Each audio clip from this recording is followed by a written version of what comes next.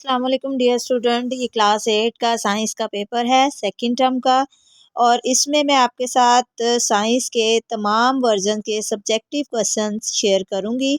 आपने वीडियो को एंड तक देखना है और तमाम क्वेश्चंस को याद कर लेना है। इन्हीं में से 6 क्वेश्चन आपको आपके पेपर में आएंगे।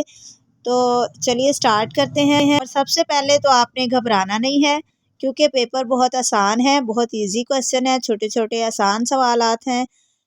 बहुत सारे क्वेश्चंस रिपीट हो रहे हैं, तो कुछ क्वेश्चंस मैं हटा दूंगी ताकि जो रिपीट हो रहे हैं सेम एक जैसे वो बार बार ना आए।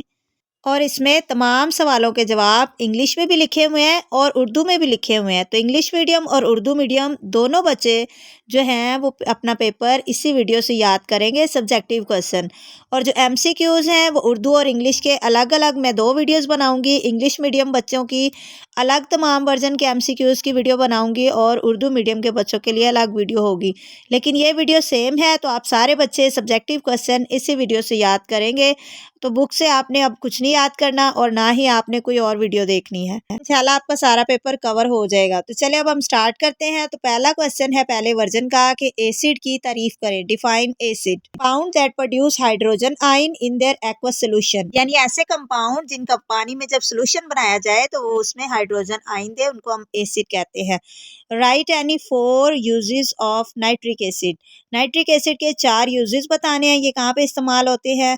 इन द मैन्युफैक्चर ऑफ फर्टिलाइजर, ये खादों में इस्तेमाल होते हैं। For the manufacture of explosive, धमाकेदार अशिया, पटाखे वगैरह बनाने में इस्तेमाल होते हैं। The manufacture of dyes, plastic and artificial silk. तो ये डाई जो कपड़ा रंगने वाली डाई होती है और प्लास्टिक और आर्टिफिशियल जो सिल्क होती है उसको बनाने में इस्तेमाल होते हैं। इसके अलावा for etching design on metals like copper, brass and bronze. तो ये कॉपर, ब्रास और ब्रॉन्ज जैसी मेटल्स की सतह पर नक्शो निगार बनाने के लिए, डिज़ाइन बनाने के लिए इस्तेमाल होता है। नेक्स्ट क्वेश्चन है write the name of any 2 mineral acid and their formulas. Mineral acid ऐसे एसिड होते हैं जो हमें चट्टानों वगैरह से, पहाड़ों से, ज़मीन के नीचे से, वहाँ से मिलते हैं, तो उनको हम मिनरल एसिड कहते हैं। और इनके नाम है हाइड्रोक्लोरिक एसिड HCl इसका फार्मूला है, नाइट्रिक एसिड HNO3 इसका फार्मूला है, sulphuric acid H2SO4 and phosphoric acid H3PO4। Question है write the laws of reflection. Reflection के 2 कवानीन बताने हैं। तो नंबर 1 है the angle of incidence is equal to the angle of reflection. तो ये दोनों एंगल बराबर होते हैं। दूसरा इसका कानून है the angle of incidence, angle of reflection and the normal all lie in the same plane. तो ये तीनों एक ही प्लेन पर वाक़या होते हैं। Next question define reflection of transmission of light. रोशनी की रिफ्लेक्शन और ट्रांसमिशन की डेफिनेशन बतानी है। Bouncing back of light from a smooth shiny surface is called reflection. यानी जब शीशे वगैरह या इस तरह की चमकती चीज़ पर रोशनी पड़ती है तो वो टकरा कर वापस आती है, उसको हम कहते हैं रिफ्लेक्शन। दूसरा ट्रांसमिशन की डेफिनेशन बतानी है। Transmission when light falls on transparent object such as water, glass, air, it passes through the unchanged is called transmission. यानी ये बगैर कुछ चेंज हुए ये वापस चली जाती है, इसको हम कहते हैं transmission. Next question is what is the role of refraction in the twinkling of stars. सितारों के चमकने में रिफ्रैक्शन का क्या रोल है? Twinkling of star in reality, असल में जो सितारों के चमकना है, the stars do not twinkle, सितारे चमकते नहीं हैं, but they appears to twinkle, बल्कि ये चमकते हुए नजर आते हैं। When they are seen from the surface of the earth, जब ये जमीन की सतह से देखे जाते हैं। The twinkling of stars take place due to refraction. तो सितारों का जो चमकना है वो रिफ्रैक्शन की वजह से। The star light rays pass from the stars to the earth. सितारों की जो रोशनी है वो जब ऊपर से नीचे की तरफ, ज़मीन की तरफ आती है, in between they have to pass through a vacuum and atmosphere. तो ये दरमियान में इसको खाली जगह और एटमॉस्फेयर में से गुजरना होता है। The atmosphere contain different layers of air having different densities and temperature. तो हवा के अंदर मुख्तलिफ गैसें हैं जिनकी डिफरेंट डेंसिटी है और डिफरेंट टेम्परेचर है। Due to this the star light rays bend many times in the random directions before they reach earth. तो सितारों की जो रोशनी जो ऊपर से सीधी नीचे आ रही थी तो वो मुख्तलिफ गैसों से टकरा कर इधर उधर मुड़ जाती है मुख्तलिफ डायरेक्शन में। इसकी वजह से हमें लगता है hence the stars looking twinkling, के सितारे चमक रहे हैं। Next question is circuit breaker कैसे काम करता है? How a circuit breaker work. तो इसका आंसर है a circuit breaker is an automatic switch in an electric circuit. Circuit breaker जो है ये एक ऑटोमेटिक स्विच होता है एक इलेक्ट्रिक सर्किट के अंदर, और इसका जो फंक्शन है, इट्स फंक्शन एक similar to that of fuse. इसका जो काम है वो फ्यूज़ की तरह का होता है। It breaks the circuit if excessive current flowed. अगर किसी वक्त अचानक तेज़ लाइट आ जाए तो सर्किट ब्रेकर खुद ही नीचे गिर जाता है और इससे पूरे घर की लाइट ऑफ हो जाती है। तो अगर ये ना हो तो पूरे घर की तमाम चीज़ें ख़राब हो जाएंगी तेज़ लाइट की वजह से। लेकिन अगर सर्किट ब्रेकर लगा हो तो ये खुद जो है वो बंद हो जाता है, पूरे घर की लाइट बंद कर देता है, और इसकी वजह से जो है वो बाकी चीज़ें ख़राब होने से बच जाती हैं। तो ये होता है सर्किट ब्रेकर। अगला सवाल है, what is a fuse, right any 3 reasons for its use. Fuse क्या है और इसके 3 वजूहात बतानी है कि हम इसको क्यों इस्तेमाल करते हैं। फ्यूज़ और सर्किट ब्रेकर एक ही बात है। पहले हम घरों में फ्यूज़ लगाते थे, अब ज़्यादातर जो है वो सर्किट ब्रेकर यूज़ होते हैं। तो इसका भी सेम वही काम है। आपके घरों में जो बिजली के बोर्ड होते हैं उसके ऊपर एक छोटा सा फ्यूज़ लगा होता है। अगर कोई बिजली वगैरह अचानक से तेज़ आए तो वो फ्यूज़ जो है वो खुद उड़ जाता है और आपके पूरे घर की बिजली बंद हो जाती है, और इससे बाकी चीज़ें जो हैं वो ख़राब होने से बच जाती हैं। तो इसको हम यूज़ भी इसीलिए करते हैं ताकि कभी तेज़ लाइट आए तो हमारी बाकी चीज़ें, फ्रिज, एसी वगैरह और बाकी जो भी चीज़ें लगी हों वो ख़राब ना हो। नेक्स्ट हमारा क्वेश्चन है, what is the role of air in balancing of paratroopers. तो पैराट्रोपर जो होते हैं, तो जैसे ये आर्मी वाले या दूसरे जहाज़ से इनको कभी छलांग लगानी पड़ती है तो वो पैराशूट की मदद से नीचे छलांग लगा देते हैं। तो असल में होना तो ये चाहिए कि वो तेज़ी से आकर नीचे गिरें, लेकिन वो नहीं गिरते।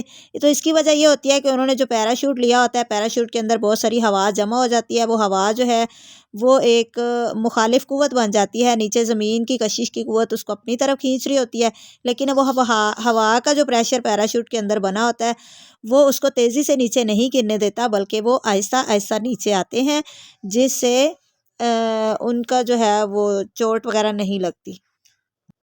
तो इसमें हवा का बड़ा अहम रोल है, क्योंकि हवा पैराशूट के अंदर जमा हो गई है जो कि प्रेशर लगा रही है ऊपर की तरफ, और वो नीचे की तरफ तेज़ी से नहीं गिरते बल्कि आराम से नीचे आते हैं। नेक्स्ट हमारा क्वेश्चन है, ये एक डायग्राम बनी हुई है। ये एक सिलेंडर है जिसके अंदर पानी है और इसके अंदर 3 सुराख हैं, 3 होल हैं, एक जे और के और एल। तो तीनों होल्स में से पानी जो है वो बाहर निकल रहा है। तो बताना है कि कहाँ पे प्रेशर ज़्यादा है और कहाँ पे कम है। तो सबसे पहले जो जे वाली जगह है, जे पॉइंट है, इस मुकाम पर पानी का प्रेशर सबसे कम है, क्योंकि ये सबसे ऊपर वाला पानी है तो उसके ऊपर पानी मज़ीद है ही नहीं, तो वो प्रेशर कम लग रहा है। तो इसलिए इस जगह से पानी का प्रेशर कम है। जो के पॉइंट है, जो सेंटर वाला होल है, वहाँ पे पानी का प्रेशर जे की निस्बत थोड़ा सा ज़्यादा है। लेकिन जो सबसे नीचे वाला पॉइंट है एल, जो सबसे नीचे वाला होल है, वहाँ से जो पानी निकल रहा है उसका प्रेशर सबसे ज़्यादा है, क्योंकि उसके ऊपर बहुत सारा पानी है और वो सारा पानी मिलके प्रेशर लगा रहा है। नीचे वाले पानी के ऊपर बहुत ज़्यादा प्रेशर है, तो इसलिए वहाँ से जो पानी निकल रहा है, देखिए वो काफ़ी दूर जाके गिरा है, क्योंकि इसके ऊपर काफ़ी ज़्यादा प्रेशर है। तो इसको एक्सप्लेन करना है कि if we note the distances at angle of stream. तो अगर हम इनका डिस्टेंस देखें कि वो पानी कितनी दूर जाके गिरता है और इनका क्या एंगल बन रहा है, we can infer the greater the depth of water in the vessel, कि पानी वेसल में अगर गहरा होगा, the greater the pressure of water, तो पानी का प्रेशर भी ज़्यादा होगा। And such pressure which increases with the depth of water called hydrostatic pressure. और इस तरह का प्रेशर जो पानी की ज़्यादा गहराई की वजह से बनता है उसको हम कहते हैं hydrostatic pressure. Okay, next question is define spherical mirror. A spherical mirror is a type of mirror. ये एक ऐसे मिरर होता है that has a shape of peace cut off spherical surface, यानी किसी स्फेयर में से उसकी साइड थोड़ी सी काट ली जाए और उसको हम स्फेरिकल मिरर कहते हैं। अगला क्वेश्चन है, write any 3 differences between concave and convex mirror. तो इन दोनों में 3 डिफरेंसेस बताने हैं, फ़र्क बताने हैं। का पहला डिफरेंस है, concave mirror is like the inside of spoon. जो हम चम्मच की जो अंदर वाली साइड है जहाँ पे हम चावल या खाना रख के खाते हैं, वो कॉनकेव मिरर की तरह होती है। Convex mirror is like the outside of the spoon. और जो चम्मच की बाहर वाली साइड है वो कन्वेक्स मिरर होता है। It's inner curve surface is reflecting. जो अंदर वाली इसकी कर्व सरफेस है वो रिफ्लेक्टिंग होती है, रोशनी को रिफ्लेक्ट करती है। It's outer curve surface is reflecting. इसकी बाहर वाली सतह जो है वो रिफ्लेक्ट करती है। It's produces images smaller, larger और the same size as a object. और इससे जो इमेज बनता है वो स्मॉलर होता है या बड़ा होता है या सेम साइज का हो सकता है। It produces smaller images. जो कन्वेक्स मिरर है उससे हमेशा स्मॉल इमेज बनेगा और images appear convert converted and real. और इसके जो इमेजेस है वो उल्टे और हकीकी नज़र आते हैं और इमेजेस ऑलवेज अपीयर इरेक्ट, इसके इमेजेस हमेशा सीधे एंड वर्चुअल दिखाई देते हैं। अगला क्वेश्चन है write any 7 uses of spherical mirror. Spherical mirror के 7 इस्तेमालात बताने हैं। Concave mirror are used as a shaving mirror और मेकअप मिरर, जो मेकअप का जो शीशा होता है उसमें कॉनकेव मिरर यूज़ होता है। Number 2, concave mirror are used by the dentist to examine the teeth of the patient. तो डेंटिस्ट जो है वो मरीजों के दांत देखने के लिए इस्तेमाल करते हैं। Concave mirror are widely use in handling of automobiles and motor vehicle. जो गाड़ियों के शीशे होते हैं, जो साइड पे शीशा लगा होता है जिससे वो पीछे से आने वाली ट्रैफिक को देखते हैं, उसमें यूज़ होते हैं। इसके अलावा टॉर्च लाइट में यूज़ होते हैं और रेलवे के इंजन में। और नंबर 4 है convex mirror are used as a rear view mirrors in vehicle. गाड़ियों में दूर का इमेज देखने के लिए भी यूज़ होते हैं। Traffic behind them for the safe driving. Convex mirror are used as a security mirror in shops. Shop के अंदर सिक्योरिटी मिरर के तौर पे यूज़ होते हैं। Convex mirror are used as a blind corner mirrors on the road. और ये शीशे जो हैं वो रोड्स पर भी यूज़ होते हैं ताकि कॉर्नर वगैरह के साइड से जो ट्रैफिक आ रही है वो भी नज़र आए। और convex mirror are used in street lamp, उसमें भी यूज़ होते हैं क्योंकि लाइट को रिफ्लेक्ट करते हैं। अगला सवाल है define resistance the measure of hindrance to the flow of electric current. Electric current की जो मज़ाहमत कर रही होती है चीज़, रुकावट जो होती है, उसको हम इलेक्ट्रिक रेजिस्टेंस कहते हैं इन इलेक्ट्रिक सर्किट। अगला सवाल है relate the resistance with the current and write their units. तो रेजिस्टेंस और करंट दोनों का यूनिट बताना है और इनका आपस में क्या ताल्लुक है। The resistance is the ratio of voltage across a conductor and the current flowing through it. Mathematically it is written as resistance is equal to voltage over current, यानी R is equal to V over I। Write any 5 precautionary measures for the safe use of electricity. बिजली के महफूज इस्तेमाल की कोई सी 5 एहतियाती तदबीर बतानी है तो किस तरह से हम यूज़ करें तो फिर करंट वगैरह लगने से बचे रहेंगे। नंबर 1 है check all the equipment in good working order. पहले तो चेक करें कि सारी चीज़ें ठीक काम कर रही हैं। अवॉइड ओवरलोडिंग सॉकेट, ज़्यादा लोड नहीं डाल। Switch off and unplug equipment before you clean it. अगर आपने कोई चीज़ें साफ़ करनी है तो उसको पहले स्विच वगैरह उतार लें। और ensure that the person carrying out of electrical work, जो बंदा इलेक्ट्रिक वर्क काम कर रहा है उसको काम करना भी आता हो। ऐसे नहीं कोई भी उठ के बिजली ठीक करना शुरू कर दे या बिजली की चीज़ों के साथ छेड़छाड़ शुरू कर दे। तो ऑलवेज यूज़ इंसुलेटेड टूल्स। जब आप बिजली की चीज़ों का यूज़ कर रहे हो तो आपके जो पास चीज़ें हैं, टूल्स हैं, वो इंसुलेटेड हों। जैसे प्लास वगैरह हम यूज़ कर रहे हैं तो उसकी जो हैंडल होता है उसके ऊपर प्लास्टिक का एक चढ़ा होता है, उसका कवर। ऑलवेज यूज़ अ सर्किट ब्रेकर और फ्यूज़, और सर्किट ब्रेकर और फ्यूज़ वगैरह भी यूज़ करना चाहिए। नेक्स्ट हमारा क्वेश्चन है प्रेशर का फोर्स और एरिया के साथ क्या ताल्लुक है। By applying more and force the pressure increases. जब ज़्यादा फोर्स लगाएंगे तो प्रेशर ज़्यादा हो जाएगा। And decreasing the force decrease the pressure. कम फोर्स होगी तो कम प्रेशर होगा। If the area is less the pressure will be higher and as the area increases the pressure will be decreases. और एरिया के ऊपर भी असर है। अगर एरिया ज़्यादा होगा तो प्रेशर कम होगा, अगर एरिया कम होगा तो प्रेशर ज़्यादा होगा। P is equal to F over A इसका फार्मूला है प्रेशर का।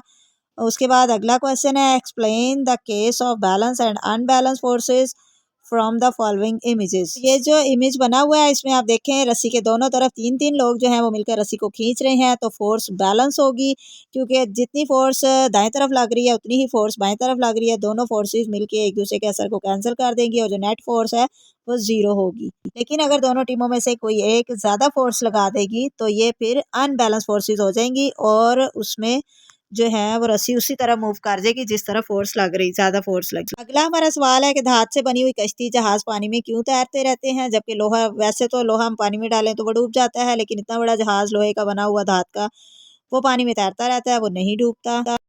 अ बोट और ship made of metal can float in water. तो जो बोट है वो मेटल की बनी हुई है, वो पानी में तैरती रहती है। क्यों?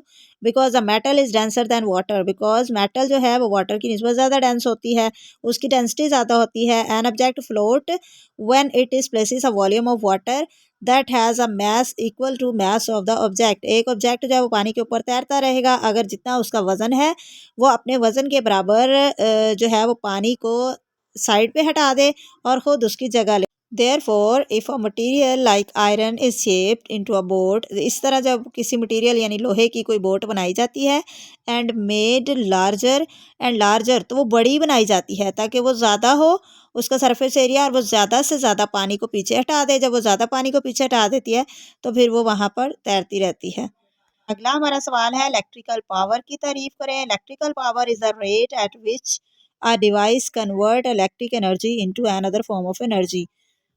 उसके बाद ये एक छोटा सा न्यूमेरिकल दिया हुआ है कि एक इलेक्ट्रिक हीटर जो है उसकी रेजिस्टेंस 10 ओहम है और इसमें से 2 एम्पियर का करंट गुजरता है, तो हीटर का वोल्टेज मालूम करें। तो इसका आपने सिंपल से फार्मूला लगा, बहुत ही आसान न्यूमेरिकल है। ओहम के कानून के मुताबिक V is equal to I R होता है। तो आई की वैल्यू भी हमारे पास मौजूद है, आर की भी हमारे पास मौजूद है, दोनों को आपस में मल्टीप्लाई करना है तो हमारा आंसर आ जाएगा वोल्टेज का।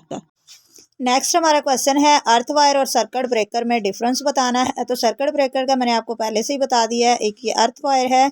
अर्थ वायर होती है जैसे हमारी फ्रिज वगैरह में करंट आ रहा हो तो हम क्या करते हैं, एक तार उसके किसी भी पार्ट के साथ तार जोड़ के और उसको फ्रिज का जो एक कोना है उसके नीचे ज़मीन के दबा देते हैं। तो ज़मीन के साथ यानी टच कर देते हैं, तो उससे क्या होता है कि अगर जो एक्स्ट्रा करंट वगैरह है वो ज़मीन की तरफ शिफ्ट हो जाता है, तो फिर वो हमें करंट नहीं लगता। तो ये अर्थ वायर होता है। इसका फ़ायदा ये होता है कि कोई एक्स्ट्रा करंट वगैरह अगर कहीं से लीक हो रहा है, कोई हमारी बिजली वाली चीज़ है उसमें कोई करंट आ रहा है, तो वो जो करंट का रुख है वो ज़मीन की तरफ हो जाएगा और फिर वो हमें इलेक्ट्रिक शॉक से बचाता है। ये जो है वो सर्किट ब्रेकर के बारे में लिखा हुआ है। इसके बारे में मैंने आपको पहले बता दिया है, इसको आप याद कर लें, बार बार क्वेश्चन आया हुआ है। हमारा सवाल रिफ्लेक्शन की डेफिनेशन है कि reflection occurs when the ray of light, जब रे ऑफ लाइट जो है किसी स्मूथ और शाइनी सरफेस से टकराती है तो वो वापस मुड़ जाती है किसी तरफ, तो उसको हम कहते हैं रिफ्लेक्शन। और ये सितारों वाला सवाल भी मैंने आपको पहले समझा दिया, ये वहीं से याद कर लें। इसके बाद अगला सवाल है प्लेन मिरर से क्या मुराद है, और प्लेन मिरर से जो इमेज बनता है वो कैसा होता है, उसकी वजाहत करें। A plane mirror is a smooth flat reflecting surface, ये शीशे की तरह का एक सरफेस है जिसके ऊपर जो है वो कोटिंग की होती है, किसी शाइनी मेटल की कोटिंग कर देते हैं जिससे वो चमकने लगती है। तो अब ये एक रिफ्लेक्टिंग सरफेस बन जाती है कि इसके ऊपर जब रोशनी पड़ती है तो टकरा कर वापस आती है, और उसी के सामने मिरर के सामने शीशे के सामने जो भी खड़ा होता है, जो भी चीज़ शीशे के सामने जो भी खड़ा हो तो उसमें से जो रोशनी निकल रही है वो शीशे के साथ टकराती है और रिफ्लेक्ट होकर वापस उस चीज़ पे पड़ती है। तो उस चीज़ का जो इमेज है वो बिल्कुल वैसा ही हमें मिरर में नज़र आने लगता है। उसके बाद अगला सवाल है इलेक्ट्रिक पावर की तारीफ करनी है और उसका यूनिट बताना है। Electric power is the rate at which the device convert the electric energy into another form of energy. यानी ये वो रेट है जिसकी बुनियाद पर एक डिवाइस जो है वो इलेक्ट्रिक एनर्जी को बदल देती है किसी दूसरी फॉर्म ऑफ एनर्जी में, और इसका जो यूनिट है वो वाट होता है। अगला सवाल ये इलेक्ट्रिसिटी वाला है, ये पहले भी हम पढ़ चुके हैं, इसको यहाँ पे रहने देते हैं। तो ये अगला सवाल है कि नमक के कोई से हमने दो इस्तेमाल बताने हैं। तो वो यूज़ सोडियम क्लोराइड, सबसे पहले तो सोडियम क्लोराइड NaCl जो नमक है हम खाने में इस्तेमाल करते हैं। Also used as a preservative for fish and pickles, और ये मसालों वगैरह में भी और मछली वगैरह के ऊपर लगा कर उनको महफूज रखने के लिए भी इस्तेमाल किया जाता है। इसके अलावा दूसरा इसका इस्तेमाल है baking soda is used for giving softness to the cakes and bread. तो हम केक और डबल रोटी वगैरह में मीठा सोडा डालते हैं जिससे वो बड़ी सॉफ्ट से हो जाते हैं। और नंबर 3 है वॉशिंग सोडा, जो ये कपड़े धोने वाले साबुन और सर्फ वगैरह में बनाने में इस्तेमाल होता है। और sodium potassium is used as a laxative, क्योंकि कब्ज़ को दूर करने के लिए इस्तेमाल होता है। अगला सवाल है किन खसूसियात की बिना पर कोई सोल्यूशन एसिड या बेस होगा, यानी कोई भी सोल्यूशन हमें कैसे पता चलेगा कि वो एसिड है या बेस है। तो इसका जवाब है कि जो खालिस पानी है, प्योर वाटर, H2O उसका फार्मूला है, जब वो टूटता है वो आयोनाइज हो जाता है तो H अलहदा हो जाता है और OH अलहदा हो जाता है। तो जो खालिस पानी होता है उसमें हाइड्रोजन और H और OH आयन जो है वो बराबर होते हैं।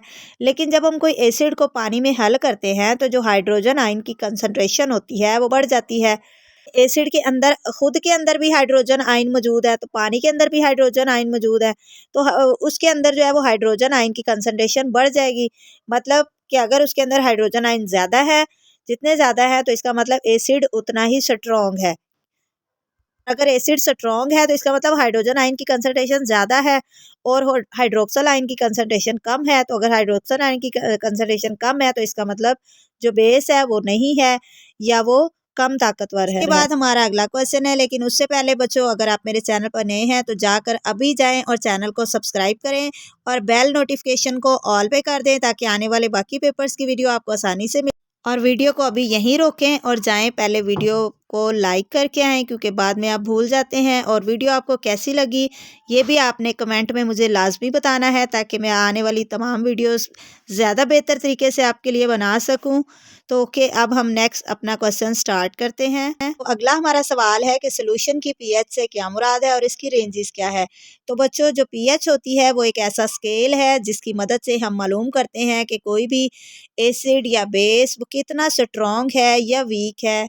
हम एसिड या बेस की ताकत का पता चलाते हैं कि वो कितने स्ट्रॉन्ग हैं। इसके ऊपर डिफरेंट वैल्यूज़ लिखी होती हैं एसिड की और बेसिस की। डिफरेंट कलर्स बने होते हैं, तो हमारे पास जो भी सोल्यूशन होता है हम उसका कलर इसके साथ मैच करते हैं। वो जिस कलर के साथ मैच हो जाए उसके नीचे उसकी पीएच लिखी होती है, तो वहाँ से हम देख लेते हैं कि ये जो सोल्यूशन है हमारे पास कोई भी, उसकी जो है वो पीएच कितनी है। और जो कलर हैं वो येलो से ऑरेंज और फिर रेड की तरफ चेंज होते हैं और पीएच डिक्रीज होती जाती है, यानी कम हो जाती है। और the colour changes from to 0 to 7, और इसमें 0 से लेके 7 तक होते हैं वो एसिड होते हैं। और जो 7 पे जो चीज़ होती है वो न्यूट्रल होती है, यानी वो ना एसिडिक है ना बेस है। और 7 से लेके 14 तक फिर जो चीज़ें हैं अगर उनकी पीएच 7 से लेके 14 तक आती है तो इसका मतलब वो चीज़ जो है वो बेस है। और जैसे जैसे हम 7 से 14 की तरफ जाएंगे तो मतलब कि वो स्ट्रॉन्ग बेस है। ये था आपका कंप्लीट पेपर, उम्मीद है आपको सारा समझ में आ गया होगा। चलिए हम फटाफट से इसको याद कर लें और एमसीक्यूज वाली वीडियो का इंतजार करें, जल्द ही वो भी आ जाएगी। वहाँ से आपने एमसीक्यूज याद कर लेने हैं और मुझे अपनी दुआओं में याद रखना है। मिलते हैं नेक्स्ट वीडियो में, तब तक के लिए अल्लाह हाफिज़।